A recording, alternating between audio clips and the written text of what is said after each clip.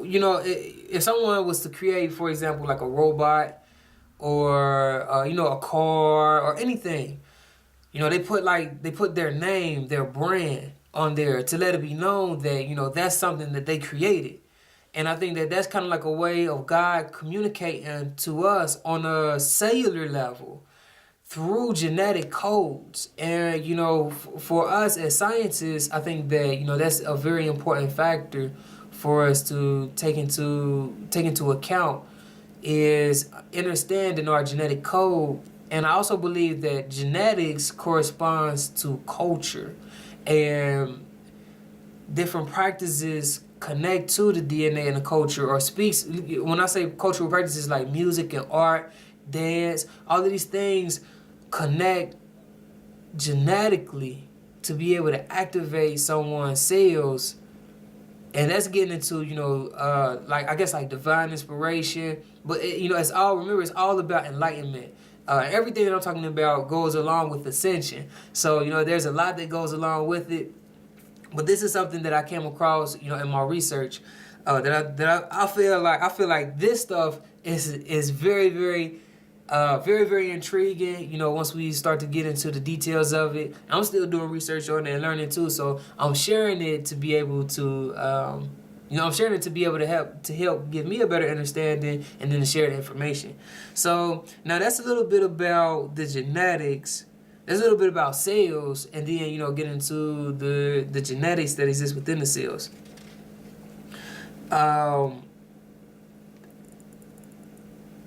Okay, so we talked about the gene, we talked about tetrachromatin. So I'm gonna move on to plasma, and this is something that I found that's pretty fascinating too. Now, okay, our cells have a plasma membrane, and our cells, exist inside of our body and in our blood.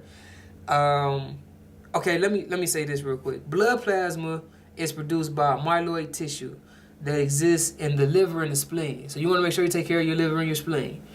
And I'm pretty sure that there are other parts of our body that consist of myeloid tissues that create plasma. But basically, the plasma that exists within us. Now remember, our cells communicate through the endoplasmic reticulum, which basically transports the chemicals between each cell. And then that communication is called plasmodesma, which is the protoplasmic connection between each cell. And so we have the cells that exist in our body, and those cells exist inside of plasma. And that's how it communicates. That's how we send signals to each other, or our cells send signals to each other. Now, now we get into some pretty interesting stuff, because remember, back in like junior high school, we're taught three basic forms of matter first, which is the solid, liquid, and the gas forms. But the fourth form is plasma. You may have heard of it a little bit later in your education. Some people may have heard it in the beginning of their education. But basically, there are four forms of matter, and plasma is the extra one that I just came across later on in my education process. So now plasma is actually plasma is like air or a gas that's become ionized. And let me see, here in my notes I wrote, plasma forms when air or gas is ionized. Plasma forms with conductive properties similar to metals. So basically, the plasma that exists within us is a conductive liquid material. And what's fascinating is stars are in a plasma form. Now, this is where it gets really interesting, because if we talk about enlightenment and the plasma existed within us. Okay, first of all, we're talking about enlightenment, right? So you hear about like a lot of like monks and priests, Buddhists, that go on top of mountains. They go on top of mountains and they do their meditations and they become enlightened. The goal is to become enlightened, as they go on top of these mountains. You also hear about it in the Bible, like the story of Moses, how he went up top of Mount Sinai. And also you hear about, I believe, like the story of Elijah. All of these people, they go on top of mountains. Now there's a connection, you know, there's a connection to them going on top of the mountains, and it's because as you go higher in elevation in the atmosphere, the air becomes more ionized. The atoms in the air become more ionized, and ionization basically happens when there's a transfer of electrons. So keep that in mind. I think I'll talk about that in another video, where I talk a little bit about electrical theory, some of the things that I learned in school, some of the things I learned in my study as an electrical engineer. But to get back to plasma, and corresponding it to enlightenment. So, you know, we have, you know, priests and monks that go on top of the mountains in this ionized air, which helps aid them in their enlightenment, because plasma is formed from ionized gas, and it has a conductive material, or it has conductive properties.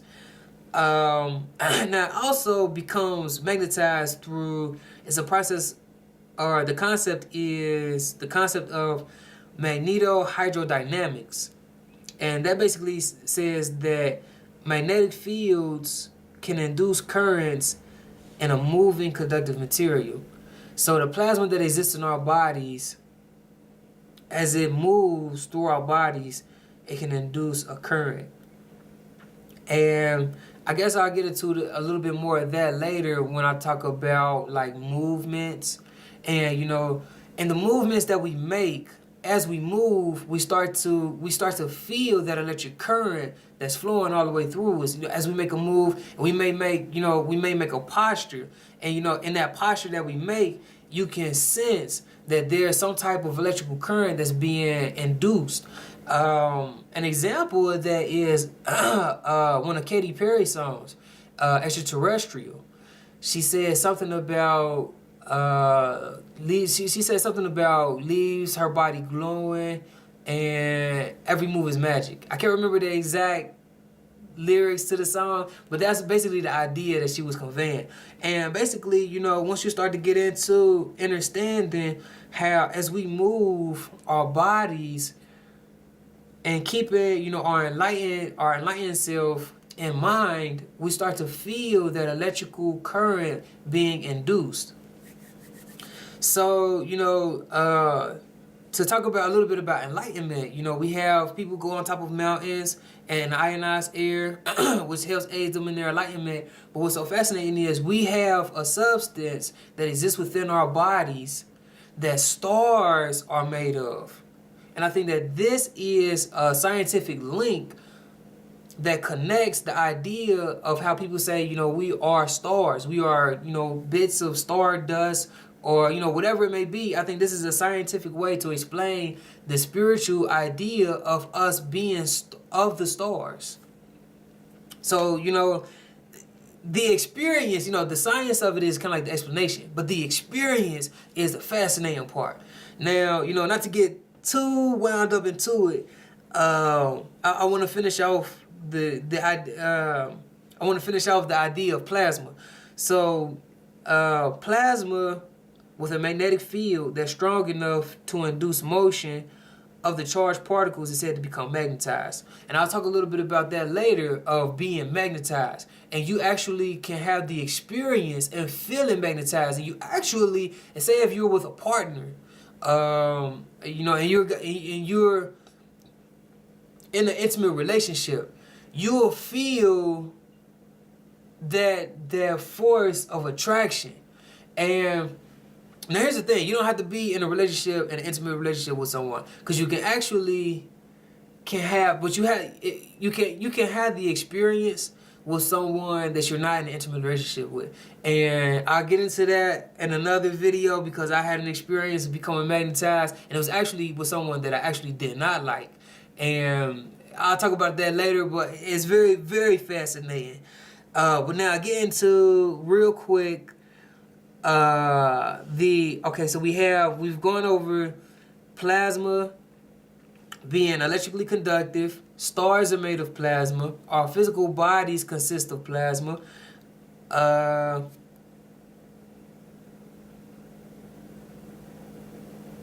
Yeah, I mean that's basically the idea is the plasma that exists within our body as we make movements, and we start to become more aware. We start to become more aware of that electrical current that's induced. I don't want to jump around, but also the plasma is also related to kind of like conductive liquids, which also consist of electrolytes. So I think that helps add on to the spiritual concept, the scientific explanation of the spiritual concept of enlightenment. So again, spiritual minded people have these experiences, and sometimes it's difficult to explain it, and that's why some spiritual people don't even spend that much time to talking about it, really, because it's really on you to be able to experience it. But what I want to do is be able to explain it scientifically, so that it can be taught in schools and people can have a better understanding. Our education system can become more enlightened, and I think that the time that we live in is very, very critical for this to happen. People talk about the return of Christ and Christ consciousness. I think this has a very strong correlation to it. So, not to get too far into that, I don't want to get too far beyond the scope of this video, and I actually don't want to talk too much to make this video too long.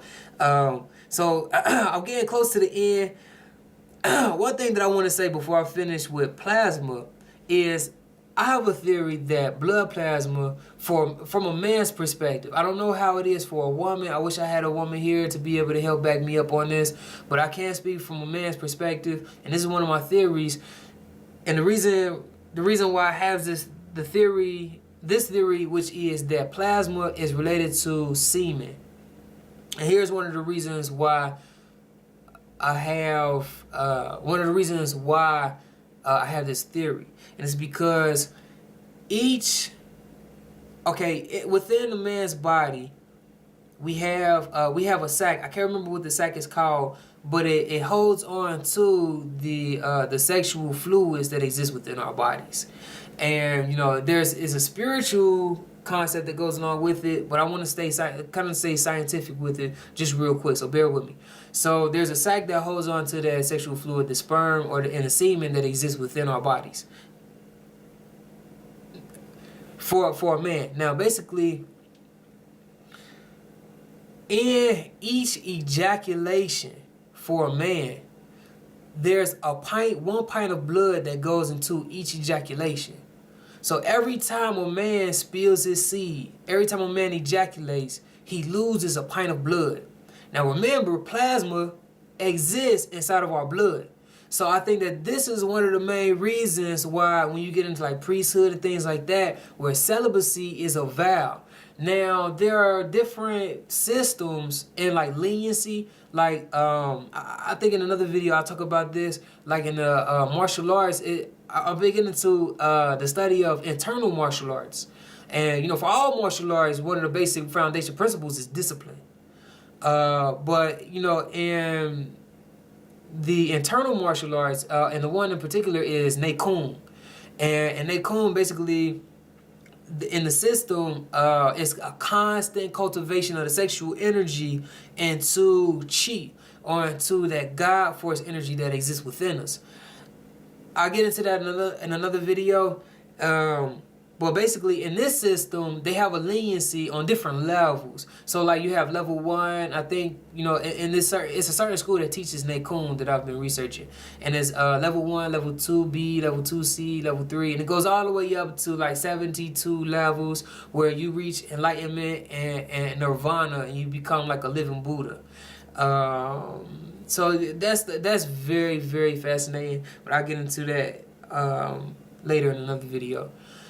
Now, the leniency, though, is each man is allowed to ejaculate once a month.